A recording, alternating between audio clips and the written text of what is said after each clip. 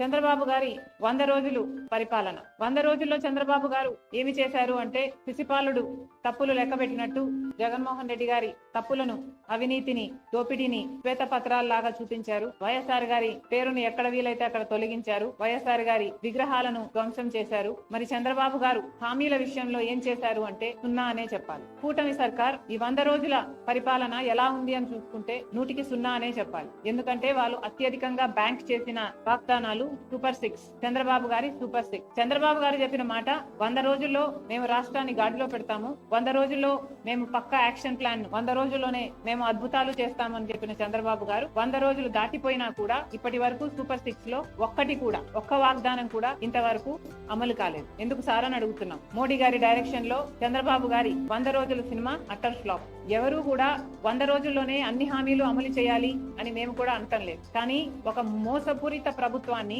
దించి ఇంకో ప్రభుత్వాన్ని ప్రజలు ఎన్నుకున్నప్పుడు ఆ కొత్త ప్రభుత్వము వాళ్ళ పక్షాన నిలబడుతుందని ఎంతో ఆశగా ఓట్లేసినప్పుడు కనీసం మీరు ఇచ్చిన వాగ్దానాలలో ఒక్కటి కూడా నిలబెట్టుకోకపోవడం వెరీ డిసప్పాయింటింగ్. చంద్రబాబు గారి సూపర్ 6 లో మొట్టమొదటిది రైతులకి 20,000 రూపాయలు ప్రతి ఏడాది ఇస్తామన్నారు. అన్నదాత సుఖీభవ అనుకుంటా దాని పేరు. మరి ఎంతో మంది రైతులు, కనీసం 50 లక్షల కుటుంబాలు ఈ పథకం కోసం ఇంకా ఎదురు చూస్తూనే ఉన్నారు. ఇటీవల వరదలు కూడా వచ్చాయి. చంద్రబాబు గారు చెప్పిన విషయం 7 లక్షల ఎకరాలలో నష్టం వాటిల్లింది, వాళ్ళందరికీ నష్టపరిహారం ఇస్తానన్నాడు. 17వ తేదీ లోపల అది విడుదల కూడా చేస్తానన్నాడు. ఆ 17 కాస్త దాటిపోయింది. ఇంతవరకు ఆ నష్టపరిహారమే ఇంకా ఇవ్వలేదు. ఇక సూపర్ 6 లో చెప్పిన రైతులకి 20,000 రూపాయలు చంద్రబాబు గారు ఎప్పుడు ఇస్తారో ఇంతవరకు రైతులంతా ఎదురు చూస్తూనే ఉన్నారు. ఇది కాకుండా 20 లక్షల ఉద్యోగాలు ఇస్తామన్నాడు చంద్రబాబు గారు. 20 లక్షల ఉద్యోగాలు ఇవ్వలేకపోతే 3,000 రూపాయలు నిరుద్యోగ భృతి ఇస్తానన్నాడు చంద్రబాబు. 20 లక్షల ఉద్యోగాలు 4 లక్షల చొప్పున 5 సంవత్సరాలలో పూర్తి చేస్తానన్నాడు చంద్రబాబు గారు. అంటే ఈ సంవత్సరం 4 లక్షల ఉద్యోగాలు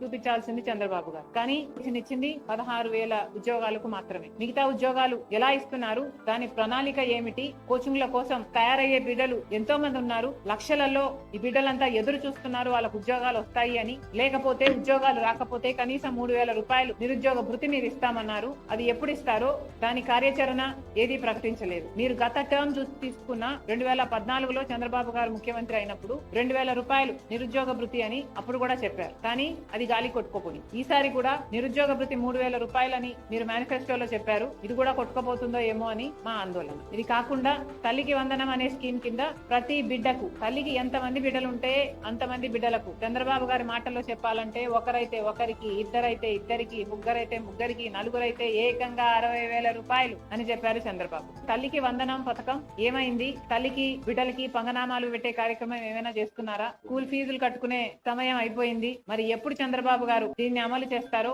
కళ్ళలో ఒత్తులేసుకుని బిడ్డలు, తల్లులు ఎదురు చూస్తున్నారు. ఈ పథకం కూడా అమలు కాలేదు. ఇక ప్రతి మహిళకు 18 సంవత్సరాల నుంచి ఇంకొక పథకం, ఇది 4th మహాశక్తి పథకం కింద చంద్రబాబు గారు ప్రతి మహిళకు ప్రతి నెల, ప్రతి మహిళకు అంటే 18 సంవత్సరాల నుంచి 59 సంవత్సరాల వరకు ఈ ఏజ్ గ్రూప్ లలో ఉన్న వాళ్ళకి 1,500 రూపాయలు ప్రతి నెల ఇస్తానన్నాడు చంద్రబాబు గారు. ఇది చాలా హెవీ బడ్జెట్ స్కీమ్. ఇంత 1000 కోట్లు 1,500 కోట్లు ప్రతి నెల ఖర్చు అయ్యే స్కీమ్. ఇంత పెద్ద వాగ్దానం చంద్రబాబు గారు చాలా సులువుగా ఇచ్చారు. మరి ఇది అమలు చేసే చిత్తశుద్ధి చంద్రబాబు గారికి ఉందా లేదా, ఆ ఉద్దేశమైనా ఉందా? చంద్రబాబు గారు స్పష్టం చేయాలి. ప్రతి మహిళని నేను ఒక శక్తిగా చేస్తాను అని పెద్ద పెద్ద మాటలు చెప్పారు చంద్రబాబు గారు. ప్రతి మహిళకి ఈ 1,500 ఇస్తే ఆ మహిళకి భరోసా ఉంటుంది అని చెప్పిన వారు చంద్రబాబు గారు. మరి ఆ మహిళల గురించి ఆలోచన చేయాలని కాంగ్రెస్ పార్టీ డిమాండ్. ఇంకొకటి, సంవత్సరానికి 3 సిలిండర్లు ఉచితం అన్నారు. ఇప్పుడేమో దీపావళి అంటున్నారు. మొన్న కూడా ఇలాగే ఇంకొక పథకం, బస్సు ఉచితం అన్న పథకం ఇండిపెండెన్స్ డే కన్నారు. ఇండిపెండెన్స్ డే దాటిపోయింది. పక్క రాష్ట్రం తెలంగాణలో, కర్ణాటకలో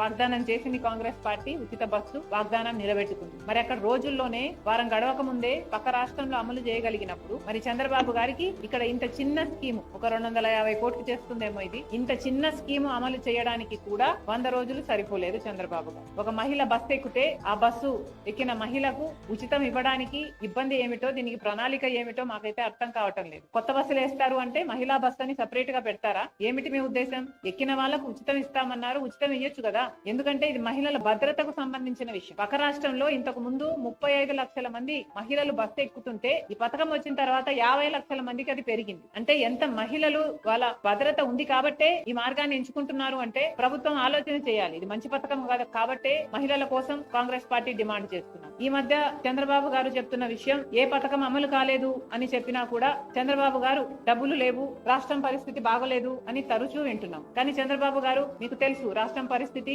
ఎన్నికలప్పుడే మీకు తెలుసు 11 లక్షల కోట్ల రూపాయలు మన రాష్ట్రానికి అప్పులు ఆ రోజే ఉన్నాయని మీకు తెలుసు. అయినా మీరు గాడిలో పెడతామన్నారు, మీరు అమలు చేస్తామన్నారు, మీకు అన్ని తెలిసి వాగ్దానాలు ఇచ్చారు కాబట్టి మీ వాగ్దానాల కోసం అవి ఫుల్ఫిల్ చేస్తారని ప్రజలందరూ ఎదురు చూస్తున్నారు. నిన్న చంద్రబాబు గారు ఒక మీటింగ్ పెట్టారట ఎమ్మెల్యేలతో. 100 రోజుల పాలనపై 100 విజయాలు అంటూ ఒక కరపత్రం రిలీజ్ చేశారట. వీటిలో కొన్ని అంశాలు ఇది వింటే ఎవరికైనా నవ్వొచ్చేయి. చంద్రబాబు గారి విజయాలు: హామీలు ఇవ్వడం 100 రోజుల విజయమట. చేసిన పర్యటనలు కూడా 100 రోజుల విజయమట. వరద సహాయం కింద ఇచ్చిన 25 కేజీల బియ్యం 100 రోజుల విజయమట. బుడమేరు గండ్లు పూడ్చడం 100 రోజుల విజయమట. అమరావతికి 15,000 కోట్లు గ్యారంటీ రుణాలలో ₹1 రాకపోయినా ఇది 100 రోజుల విజయమేనట. అవును, ఇచ్చిన బియ్యం కూడా దొడ్డు బియ్యం. అక్కడ కూడా చాలా మంది చెప్పారు మనకి. నారా లోకేష్ గారికి కాలేజీలో సీటు కావాలని మెసేజ్ చేస్తే అది కూడా 100 రోజుల విజయమేనట. ప్రజా దర్బార్ లో ప్రజల నుండి అర్జీలు స్వీకరించడం కూడా 100 రోజుల విజయమేనట. చంద్రబాబు గారు 10 రోజులు కలెక్టర్ ఆఫీస్ లో నిద్రిస్తే